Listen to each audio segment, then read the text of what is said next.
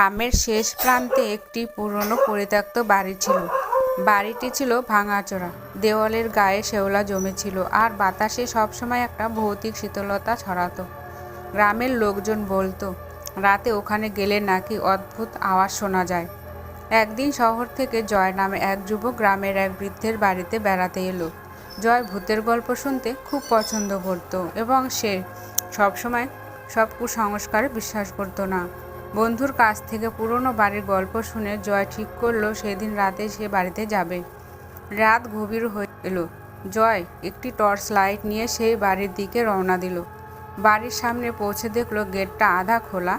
ভেতরে ঢুকতেই বাতাসের সঙ্গে কেমন একটা শীতল ভাব জড়িয়ে গেল। জয় সাহস করে ভেতরে ঢুকলো। হঠাৎ একই পেছন থেকে দরজায় একটা বড় আওয়াজ শোনা গেল। সে পিছনে ফিরে তাকিয়ে দেখলো দরজাটা আপনা আপনি বন্ধ হয়ে গেল। তার হৃৎপিণ্ড বেড়ে গেল। চারদিকে গভীর নীরবতা। জয় সামনের ঘরটায় ঢুকতেই একটা মৃদু ফিসফিসানি শুনতে পেল।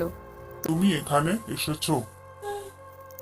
জয়ের শরীর হিম হয়ে গেল। সে টর্চ লাইট জ্বালিয়ে দেখলো ঘরের কোনায় একটা ছায়া মূর্তি দাঁড়িয়ে আছে। মূর্তিটা ধীরে ধীরে তার দিকে এগিয়ে এলো। জয় ভয় পেয়ে দরজার দিকে দৌড় দিল, কিন্তু দরজাটা খুলতে পারল না। এক সময় ঘরের মধ্যে মূর্তিটা এসে দাঁড়িয়ে তার সামনে। জয় দেখলো একটা বৃদ্ধা নারীর মতো দেখতে, কিন্তু তার চোখের জায়গায় গভীর অন্ধকার।